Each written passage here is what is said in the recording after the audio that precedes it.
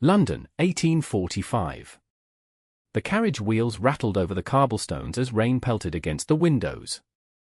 Inside, Olivia Zachary clutched her threadbare shawl tighter around her shoulders, trying to quell the trembling of her hands. Her life had been reduced to this, a desperate journey to a stranger's doorstep, her fate sealed by her father's gambling debts and final will. "Barrowmoor," the driver called down, his voice barely audible over the storm. "We've arrived, miss." Olivia peered through the rain-streaked glass. The ancestral home of the Duke of Winterhaven loomed before her, a massive stone fortress against the churning grey sky. Gothic spires reached toward the heavens like skeletal fingers, and light glowed dimly from only a handful of windows. "It looks haunted," she whispered to herself. The footman who opened the carriage door wore a scowl that matched the weather. "Miss Zachary, I presume." He offered no bow, no courtesy. Her new position was already clear. The entrance hall of Barrowmoor echoed with her footsteps. Portraits of stern-faced ancestors lined walls hung with faded tapestries. A thin layer of dust coated the massive chandelier overhead. The manor seemed to be sleeping, or perhaps dying. "His Grace will see you in the library." The butler, an elderly man with rheumy eyes, gestured toward a heavy oak door. "He wishes to establish the terms before the ceremony tomorrow." Tomorrow? Her stomach twisted. One day to prepare for a lifetime bound to a man she'd never met. The library door swung open to reveal a cavernous room lined with books from floor to ceiling. A fire crackled in the massive stone hearth, casting long shadows across the Persian carpets. Before it stood a tall figure, his back to her, hands clasped behind him. "Miss Zachary." His voice was deep, resonant, but utterly devoid of warmth. "I trust your journey was tolerable." "Yes, Your Grace." "Thank you for receiving me." She forced the words past the knot in her throat. The Duke of Winterhaven turned, and Olivia's breath caught. Frederick Barrington was younger than she'd imagined, perhaps 35, with a face that might have been handsome had it not been so severe. Dark hair swept back from a high forehead, and eyes the color of a winter sea regarded her with detached assessment. A thin scar traced from his right temple to his jaw, giving him a somewhat sinister appearance. "Let us dispense with pleasantries," he said. "We both understand the nature of this arrangement. Your father's debts to me will be forgiven. You will have the protection of my name and reasonable comfort. In return, you will manage this household and provide me with an heir." Olivia flinched at his clinical tone. "Is that all, Your Grace?" A flicker of something, surprise, perhaps, crossed his features. "What more would you expect from a marriage of convenience, Miss Zachary? Love? Devotion?" His mouth twisted into what might have been a smile but held no humor. "I assure you, I exhausted my capacity for such sentiments long ago. I expect basic courtesy, at the very least," she replied, surprised by her own courage. "And perhaps, in time, mutual respect." The Duke studied her with narrowed eyes. "You speak boldly for someone in your position." "My position has changed, Your Grace, but my character remains intact." A clock ticked loudly in the silence that followed. Finally, he nodded. "Very well. Mutual respect may be negotiable. Now, Mrs. Harding will show you to your chambers.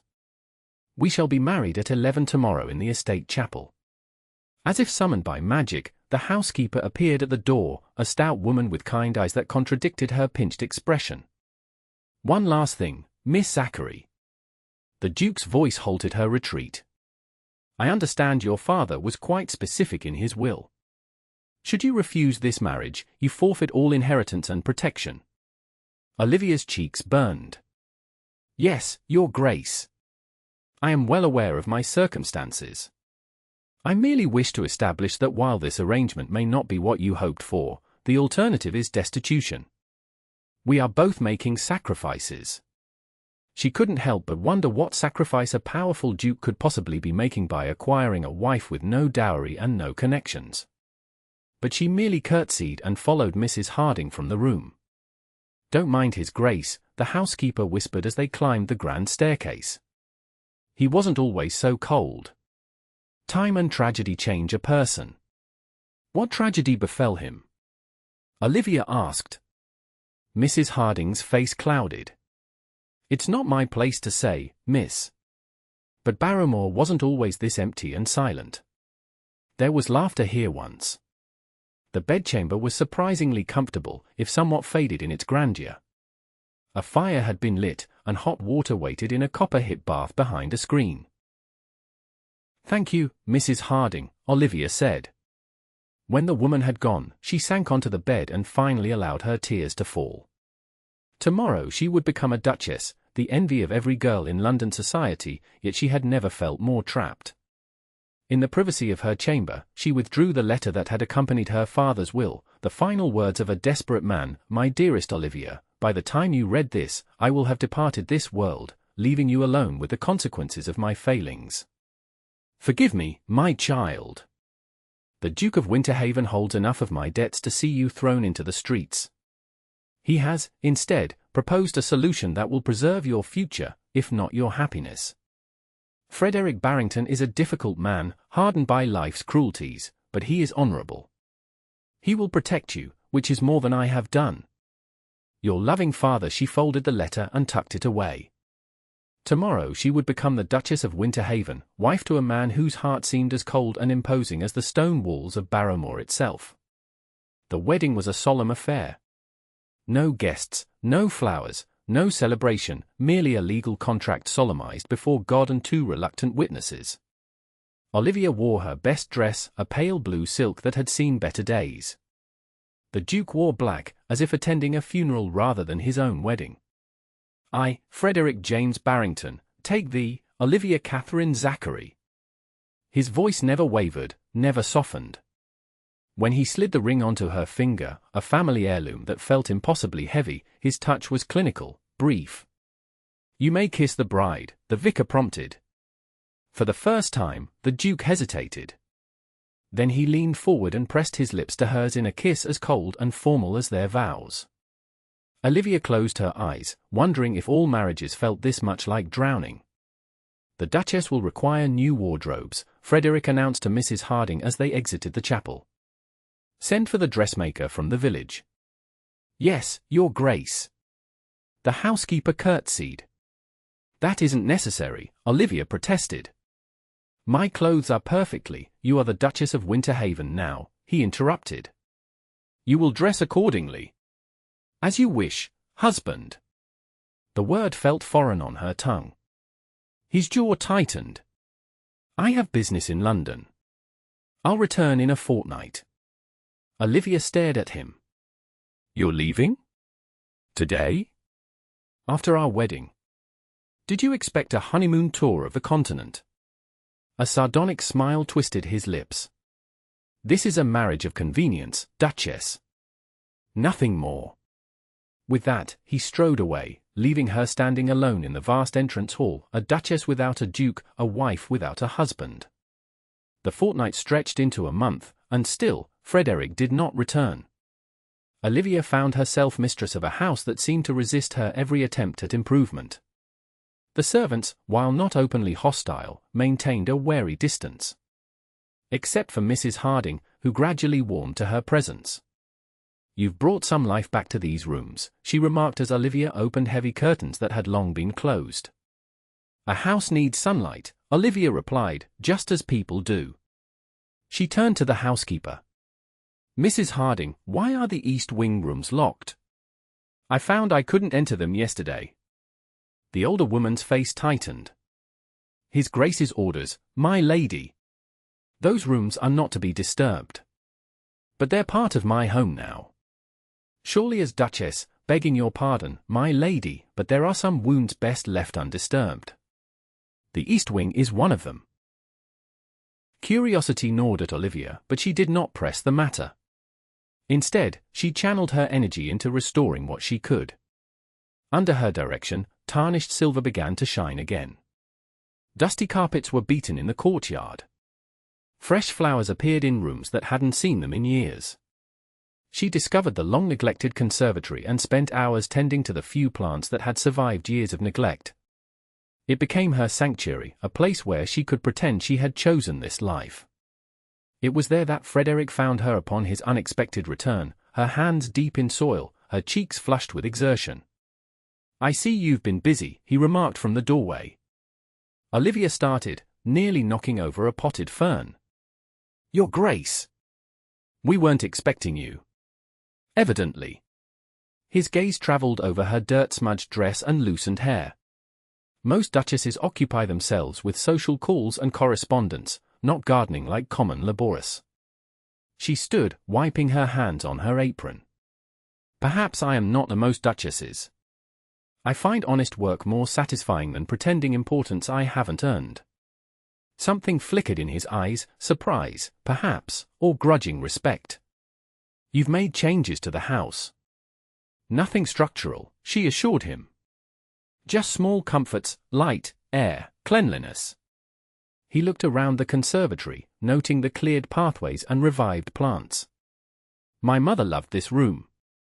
She spent hours here when I was a boy."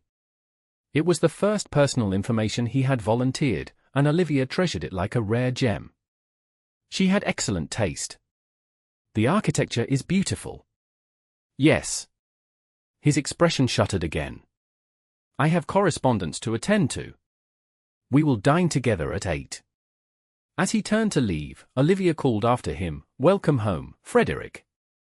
He paused, his back to her. For a moment, she thought he might respond in kind. Instead, he merely nodded and continued on his way. Dinner that evening was a stilted affair. Frederick answered her questions about London with monosyllables, offering nothing of himself in return. Yet Olivia persisted, determined to find some crack in his armor. "The village children have started a small school," she ventured. "They lack proper materials." "I thought perhaps we might—" "You've been to the village," he interrupted, a frown darkening his features. "Several times. The people were cautious at first, but quite welcoming once. A duchess does not wander unescorted through village streets like a peddler's daughter." Olivia set down her fork with deliberate care. "I did not wander, Your Grace. I went with purpose, to introduce myself to those whose livelihoods depend on Barrowmoor's prosperity." "You overstepped your bounds." "I was not aware that compassion had boundaries." Her voice remained steady despite her racing heart. "If I am to be the Duchess of Winterhaven, should I not embody the responsibilities that come with the title?" Frederick studied her with those cold grey eyes. "And what do you know of those responsibilities?"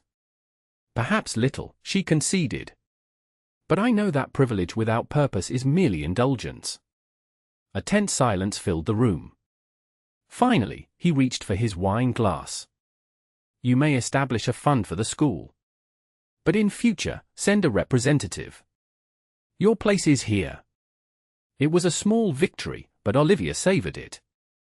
"Thank you, husband." That night, he did not come to her bedchamber. Nor the next, nor any that followed. Their marriage remained unconsummated, their relationship unchanged. Yet something had shifted between them, a tentative recognition of each other's existence beyond the contractual. One morning, a package arrived for Olivia. Inside, she found books on estate management and local history, along with a brief note in Frederick's precise handwriting, "For your education as Duchess. Knowledge serves where instinct falters." Not particularly romantic, but acknowledgement nonetheless. She spent her evenings studying, determined to prove herself worthy of the role she'd never wanted but now embraced. Weeks passed in this manner, Frederick occupied with estate business, Olivia establishing herself as mistress of Barrowmoor. They dined together each evening, their conversations gradually extending beyond polite necessities. She learned he preferred lamb to beef, that he read Greek philosophy, that he had a surprising knowledge of botany. Small details, insignificant perhaps, but each one a thread in the tapestry of understanding she was patiently weaving. Then came the invitation to Lord and Lady Pembroke's annual summer ball, the first social event they would attend as a married couple. "We need not accept," Frederick said when she mentioned it at breakfast. "Society holds little appeal for me these days." "But we must," Olivia insisted. "People will talk if the Duke and Duchess of Winterhaven continue their seclusion." There are already whispers. His expression darkened. What whispers? She hesitated. About our marriage. About why a duke would suddenly wed a penniless gentleman's daughter with no connections. Some suggest that I trapped you somehow. Ridiculous. He folded his newspaper with sharp movements. Society always requires fodder for its gossip. Which is precisely why we must attend, Olivia pressed. Let them see us together, presenting a united front. Otherwise, the whispers become shouts. Frederick studied her face. You're afraid. Not afraid, she corrected. Practical. I have no illusions about my reception. The women will be vicious, the men condescending. But I would rather face their judgment openly than hide and confirm their worst suspicions. After a long moment, he nodded. Very well. We shall attend. But do not expect me to enjoy it. She offered a small smile. I would never presume so much, Your Grace. Lady Pembroke's ballroom blazed with candlelight, the air heavy with perfume and pretense. Olivia felt the weight of every stare as she entered on Frederick's arm, her new gown of emerald silk rustling softly with each step. Conversations paused, fans fluttered to conceal whispers. Courage, Frederick murmured, surprising her with his perception. His hand briefly covered hers where it rested on his arm. Lord and Lady Pembroke greeted them effusively, too effusively, as if compensating for the palpable tension their arrival had created. Your Grace, how delightful to see you among us again, Lady Pembroke gushed. And your bride is absolutely charming. Her eyes assessed Olivia with barely concealed curiosity. Though I confess, we were all quite shocked by the suddenness of your nuptials. The best decisions often come without lengthy deliberation, Frederick replied smoothly. My Duchess has already proven her worth 10 times over. Olivia glanced up at him, startled by the compliment. His expression revealed nothing, but his hand at her waist guided her protectively through the crowd. They made their obligatory rounds, accepting congratulations that thinly veiled impertinent questions. Frederick remained rigidly formal but never left her side. Olivia maintained her dignity, answering inquiries with calm deflections, her smile never faltering despite the veiled barbs. Olivia Zachary, a silken voice interrupted as they paused between dances. Or should I say, Your Grace? Olivia turned to find Serena Hathaway, daughter of the Earl of Westmoreland and renowned society beauty. They had attended the same finishing school years ago, where Serena had delighted in tormenting those she considered beneath her. Lady Serena, Olivia acknowledged with a polite nod. How lovely to see you again. Imagine our surprise when we read of your elevation. Serena's smile was sharp as a blade. One wonders how a girl of such modest means secured one of England's most eligible dukes. Especially when he had been so determinedly unattainable. Frederick's jaw tightened.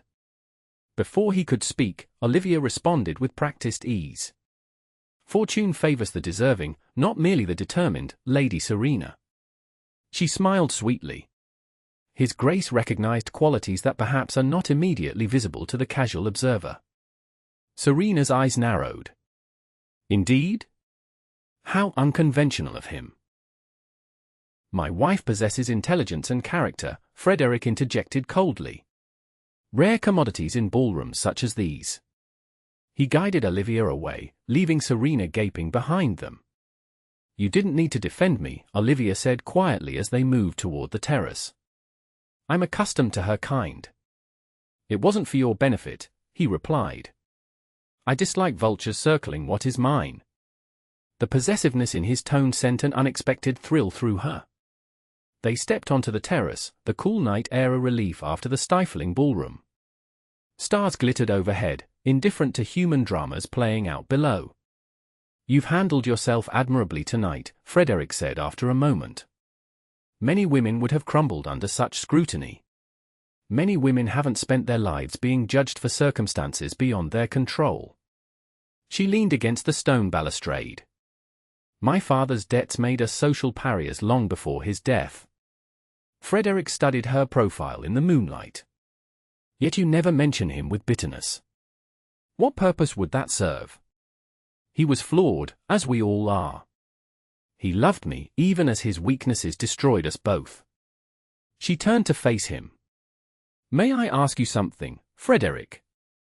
He tensed but nodded. Why did you agree to marry me? You could have simply called in my father's debts and been done with it. You had no need of my father's properties, they were mortgaged to ruin. You certainly had no need of me. The silence stretched between them, filled with unspoken truths. I needed an heir, he said finally. A duchess to manage Barrowmoor. Your father's letter described a daughter of uncommon sense and character. Is that all? She pressed, sensing there was more. Frederick's gaze drifted to the garden below. Perhaps I recognized something in your circumstances that echoed my own past. A sense that fate had been unkind without cause. His voice hardened. Or perhaps I simply tired of fortune hunters throwing their daughters in my path. Before Olivia could respond, a commotion from the ballroom interrupted them. Lady Pembroke appeared at the terrace doors, her expression distressed. Your Grace, forgive the interruption, but a messenger has arrived from Barrowmoor. He insists the matter is urgent. Frederick's face darkened with concern. They followed Lady Pembroke inside, where a mud-splattered rider waited. Fire at the east wing, Your Grace, the man reported breathlessly. Started near midnight. The servants have formed a bucket line, but we leave immediately, Frederick ordered, his face ashen. He turned to Olivia. Stay here. I'll send the carriage back for you tomorrow. I'm coming with you, she countered, already removing her delicate dancing slippers. This isn't a discussion, Olivia. No, it isn't. She met his gaze unflinchingly. Barrowmoor is my home now, and its people my responsibility. I'm coming. Something flashed in his eyes, anger, respect, fear, she couldn't tell. But he nodded sharply, and within minutes they were in the carriage, racing through the night toward the orange glow visible on the distant horizon. Barrowmoor was chaos. Servants formed a desperate line from the well to the east wing, passing buckets of water that seemed pitifully inadequate against the inferno. Villagers had arrived to help, their faces grim with determination. Frederick leapt from the carriage before it fully stopped. Status, he barked at his steward. Contained to the east wing, Your Grace. We've managed to keep it from spreading to the main house, but anyone injured? No, Your Grace. The wing was empty, as always. Frederick nodded grimly. Double the men at the north corner. That's the connection point to the central block. He stripped off his jacket and joined the bucket line, heedless of his fine evening clothes. Olivia, hurrying behind him, quickly organized the women to care for those overcome by smoke, setting up a makeshift infirmary in the stable block. Hour after hour they worked, the fire gradually yielding to their efforts. Dawn broke with smoke still rising, but the worst was over. The east wing stood blackened and gutted, but the rest of Barrowmoor had been saved. Olivia found Frederick standing alone before the ruined section, his face streaked with soot, his eyes fixed on something only he could see. Frederick. She approached cautiously. Everyone is accounted for. No serious injuries. He didn't seem to hear her. His gaze remained locked on the charred doorway of what had once been the most isolated part of the east wing. It's gone, he whispered. All of it. Everything. What's gone? She asked gently. His shoulders sagged. The past. Her rooms. Her things. He closed his eyes. Perhaps it's for the best. Whose rooms, Frederick? For a moment, she thought he wouldn't answer. Then, so quietly she almost missed it, my first wife's. The world seemed to tilt beneath Olivia's feet. Your first wife. He turned to her then, his expression raw with emotion she'd never seen him display. Eleanor. She died in childbirth 5 years ago. Along with our son. His voice cracked. I couldn't bear to disturb her rooms. Couldn't bear to look at them either. Understanding washed over Olivia in a painful wave. The locked east wing. His reluctance to remarry. His emotional distance. "I'm so sorry, Frederick," she whispered, reaching for his hand. "I didn't know. No one speaks of her here." His fingers closed around hers, holding tight. "It was easier that way. Easier to pretend it never happened." "But it did happen," she said softly.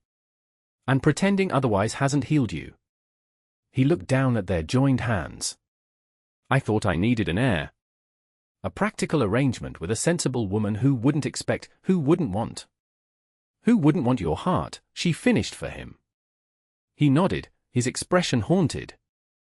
"I convinced myself I was being generous, saving you from destitution.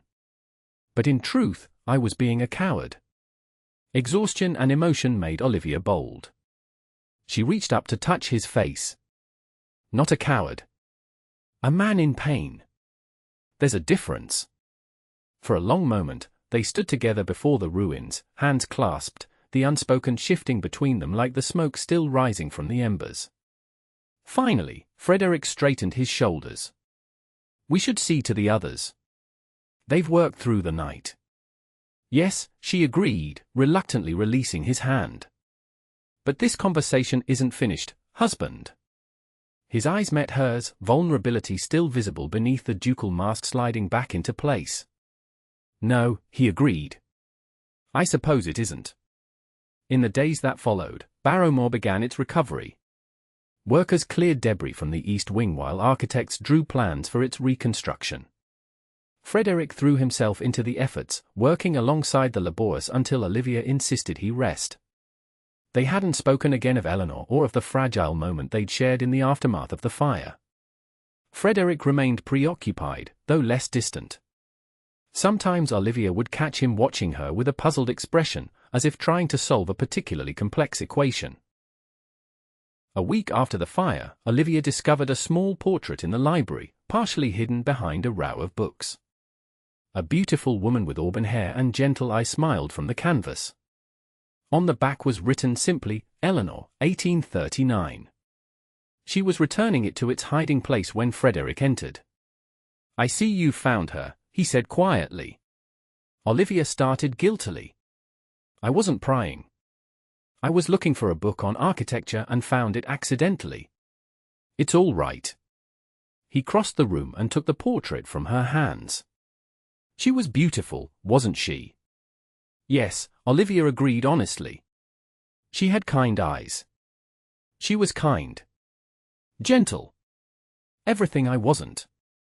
He traced the outline of Eleanor's face with his finger. "We were childhood sweethearts. Married young. She miscarried twice before carrying our son to term." Olivia's heart ached for him. "That must have been devastating.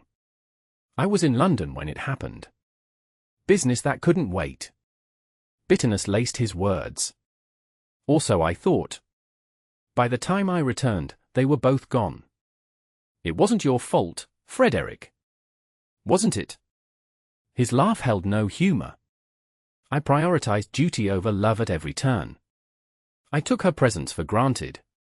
I assumed there would always be time later for the things that mattered." Olivia moved closer, drawn by his pain. "You couldn't have known. That's the cruelest part of life, isn't it?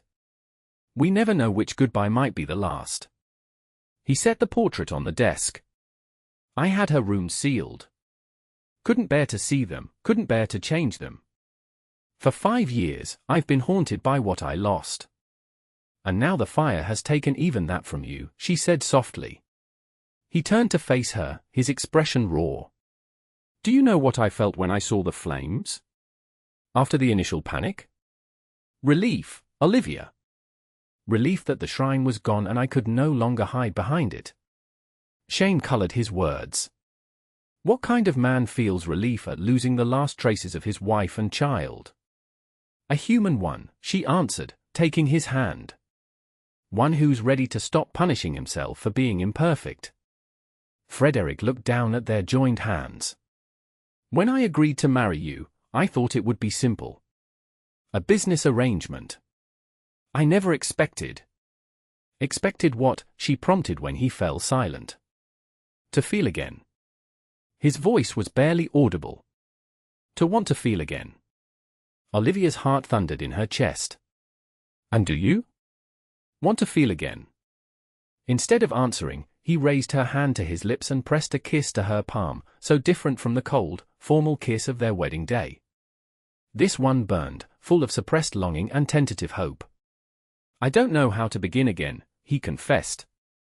I don't know if I deserve to. Perhaps, she suggested, we begin by acknowledging that neither of us chose this marriage, but we can choose what it becomes. He studied her face, searching for something. And what would you have it become, Olivia?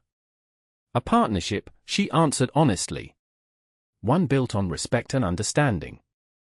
And perhaps, in time, affection. Just affection. His voice had roughened. She met his gaze steadily. I would not presume to ask for more than you are willing to give. Frederick released her hand to cup her face. And if I find myself willing to give more than I expected? Then I would receive it gladly, she whispered, and return it in kind. The kiss that followed wasn't like their wedding kiss at all. This one held promise and question, tentative yet hungry. When they parted, both were breathing quickly, startled by the intensity of what had awakened between them. I should check on the workman, Frederick said, though he made no move to leave. Olivia nodded. And I have correspondence to attend to. Neither moved. Something had shifted irrevocably between them, something that couldn't be undone or ignored. Join me for a ride this afternoon, he asked suddenly. There's a place on the estate I'd like to show you. She smiled, hope blooming in her chest. I'd like that very much. Autumn painted Barrowmoor's vast grounds in crimson and gold as Frederick led Olivia along a winding path through the estate's ancient forest. The reconstruction of the east wing had begun, but today they'd left behind the noise of hammers and saws for the tranquility of nature. Where are you taking me? Olivia asked, her horse matching the leisurely pace of his. Patience, he replied, a small smile playing at the corners of his mouth. It's not much further. The trees opened suddenly to reveal a small lake, its surface mirroring the vivid autumn colors. On its shore stood a charming stone cottage, smoke curling from its chimney. Oh, it's lovely, Olivia exclaimed. Does someone live here? No one at present. Frederick dismounted and helped her down from her horse, his hands lingering at her waist longer than necessary. It was originally built as a retreat for one of my ancestors who found the main house too restrictive. A duke who didn't enjoy his own castle. She smiled. How shocking. Dukes are human too, contrary to popular belief. His expression turned serious. I came here often after Eleanor died. It was the only place I found any peace.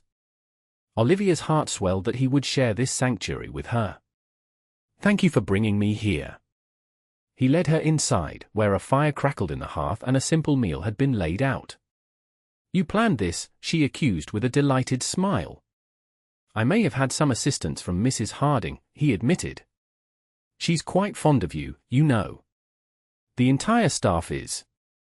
You've brought Barrowmoor back to life. Olivia busied herself with removing her riding gloves to hide her pleasure at his words. It's a magnificent home. It deserved better than dust and shadows. Frederick moved to stand behind her. As did its master, according to Mrs. Harding. She's not shy about telling me I've been a poor excuse for a human being these past years. You were grieving, Olivia said, turning to face him. Yes. But grief becomes selfish when it blinds you to everything else.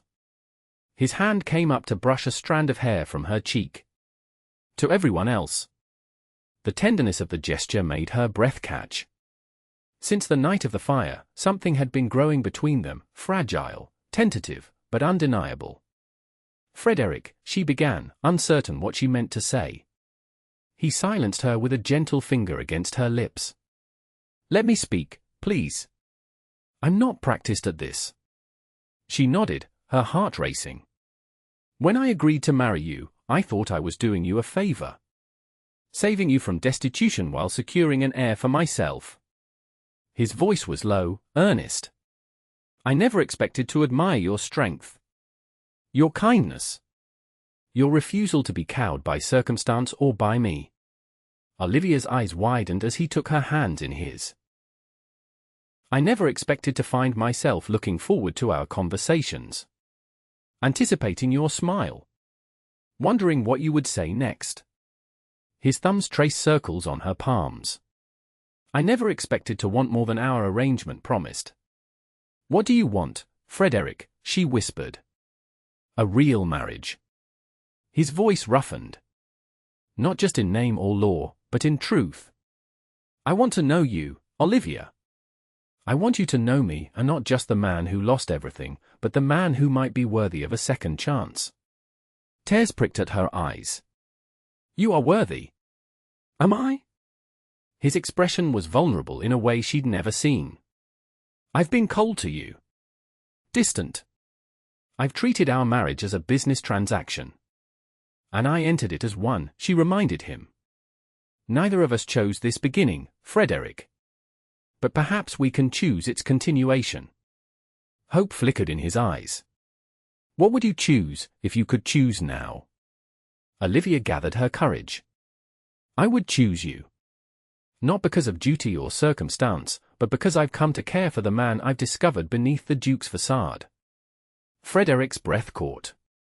Slowly, as if afraid she might disappear, he drew her into his arms. I don't deserve such grace. Love isn't about deserving, she murmured against his chest.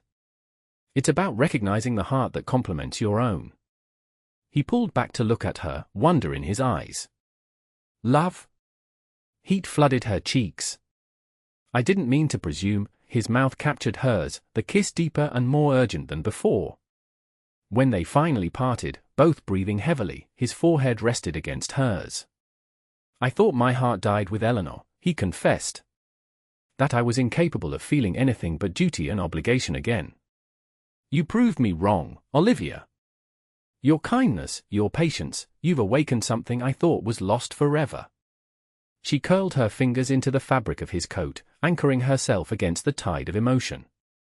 I never expected to find love in an arrangement made from desperation. Nor I, he agreed, his voice rough with feeling. But here we are. Here we are, she echoed, smiling through tears. Frederick brushed them away with gentle fingers. No more tears, Duchess. We've had enough sorrow between us. These aren't sad tears, she assured him. They're hopeful ones. Hope, he repeated, as if testing the word. Yes, I believe I remember what that feels like now. His expression grew solemn. I can't promise I won't still carry grief for what I lost. Eleanor and our son will always be part of me. I would never ask you to forget them, Olivia said firmly. They shape the man you are, the man I've come to love. Gratitude and something deeper shone in his eyes. How did I find you, Olivia Barrington? Through the most unromantic of circumstances, she laughed softly. A gambling debt and a desperate will. Perhaps your father was wiser than either of us knew. He kissed her again, tenderly. Come, our meal grows cold.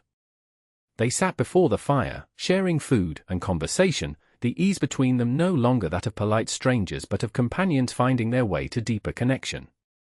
As afternoon shadows lengthened, Frederick reached into his pocket and withdrew a small box. I have something for you.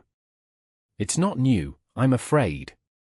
Inside lay a ring of sapphires and diamonds, delicate yet striking. It was my grandmother's, he explained.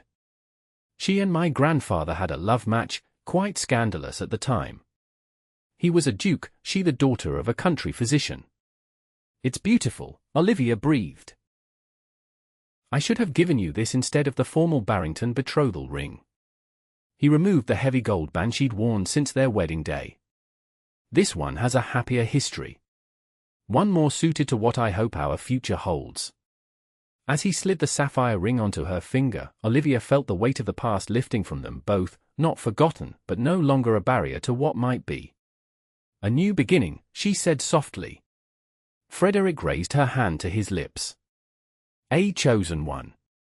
Outside the cottage window, leaves drifted down in the autumn breeze. Inside, a duke who had locked away his heart and a woman who had never expected to claim it discovered that sometimes, the most beautiful journeys begin with the most reluctant steps. 1 year later, Olivia stood in the newly restored East Wing, surveying the bright, airy rooms that bore no resemblance to the sealed shrine they had once been. Sunlight streamed through windows long hidden behind heavy curtains, illuminating freshly painted walls and new furnishings. "Do you approve?" Frederick's voice came from behind her.